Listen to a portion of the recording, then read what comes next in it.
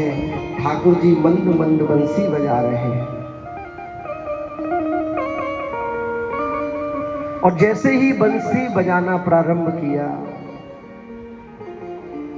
वो बंसी की तान जब बज रही थी और जिन जिन गोपियों को वो बंसी की तान सुनाई दे रही थी, उनको ऐसा लग रहा था कि जैसे ठाकुर जी हमको बुला रहे हैं, अपनी बंसी के माध्यम से हमारा नाम ले रहे हैं और हमको बुला रहे हैं।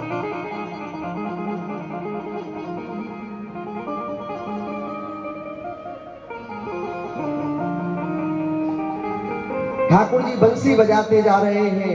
जो ब्रज गोपी बंसी की आवाज सुनती है, वो महाराज अपने सारे काम छोड़ करके और सीधी ठाकुर जी के पास आ जाती है। उसी स्थान पर आ जाती है जहां भगवान मंद मंद बंसी बजा रहे हैं।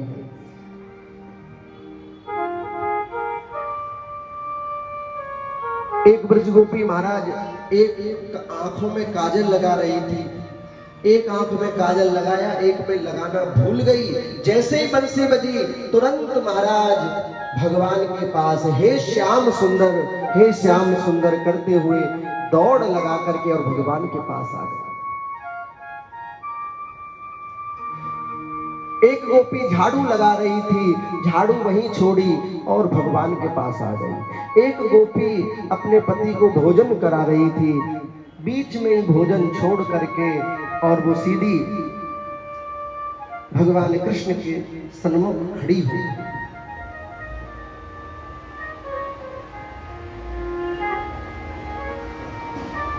एक गोपी को महाराज गोपी के घर वालों ने घर में बंद कर दिया, तो उसने अपना देह पर त्याग कर दिया और आत्मा स्वरूप ठाकुर जी के सामने जाकर खड़ी हो। ऐसे ही महाराज जैसे ही ठाकुर जी ने अपने नेत्र खोले, सामने देखा तो गोपियों का तांता लगा हुआ था। गोपियां ही गोपियां सामने खड़ी हुई थी।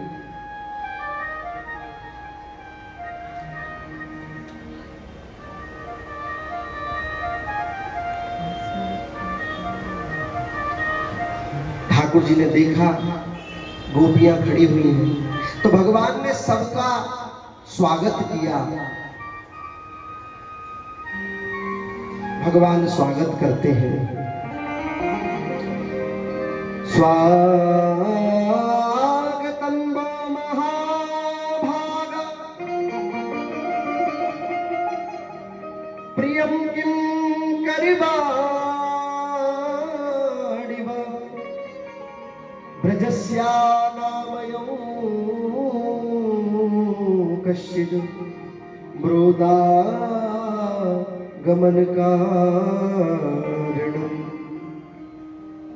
स्वागतम वो महाभागा, हे महाभागाओ, आपका स्वागत है। मैं आपका स्वागत करता हूं। बड़े ध्यान से सुनना, मैं आपका स्वागत करता हूं। आप यहां आई हो, लेकिन एक बात बताओ, आप यहां क्यों आई हो? भगवान ने बंसी बजाई, भगवान ने सबको बुलाया और भगवान क्या कह रहे हैं, तुम यहां क्यों आई हो? तुम आई तो हो, पर क्यों आई हो? ब्रज गोपियों ने जैसे ये सुना, ब्रज गोपियों ने अपना सर नीचे को कर लिया और महाराज अपने पैर के नाखून से पृथ्वी को कुरेदने लगे। तभी भगवान कहते हैं कि रजन्य सा घोर रूपा घोर सत्वन सेवित प्रतियात ब्रजौने स्थेयम स्त्रिभिः सुमध्यमा। ये अर्धरात्रि का समय है, तुमको ऐसे नहीं आना चाहिए। तुम अपने पतियों को, अपने परिवार वालों को छोड़ करके यहाँ क्यों आई हो? मातरः पितरः पुत्रा भ्रातरः पतयश्च व। माता को, पिता को, अपने सास ससुर को छोड़कर यहाँ क्यों आई हो? अगर तुम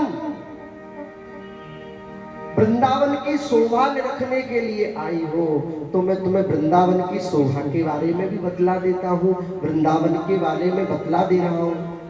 दृष्टम वनम कुसुमितम राकेश कर रंजितम। ठाकुर जी ने वृंदावन की शोभा का वर्णन किया, फिर गोपियों से कहा कि अब तुम अपने अपने घरों के लिए जाओ। अरे तुम्हें पता नहीं है तुमने कितना बड़ा पाप किया है। अपने पतियों को छोड़ के आना ही नहीं चाहिए। पति चाहे कैसा भी हो, पत्नी का धर्म है, पति चाहे कैसा भी हो, चाहे जो हो, पत्नी का धर्म है अपने पति की सेवा करना।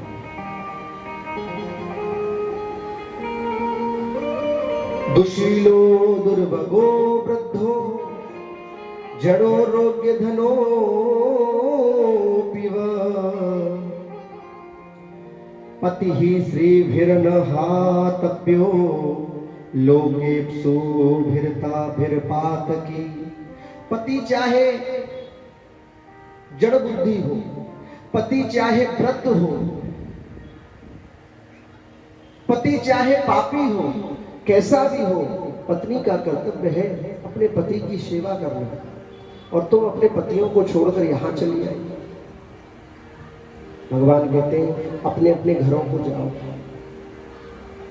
ब्रज गोपियां कहने लगी, एक बात बताइए प्यारे श्याम सुंदर,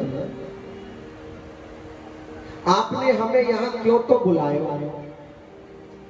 और अब आप क्यों कह रहे हो कि हम यहां से चली जाएं? अरे जब आपको यहां से हमें भेजना ही हो तो आप बंसी मत ना बजाते, और बंसी ना बजाते तो हम ना आते। भगवान कहने लगे, देखो गोपियों, तुम्हें पता नहीं है पतिव्रता स्त्री में कितनी शक्ति होती है, तुम्हें नहीं है पता। पतिव्रता स्त्री जो चाहे वो कर सकती है, अगर वो पतिव्रता है तो।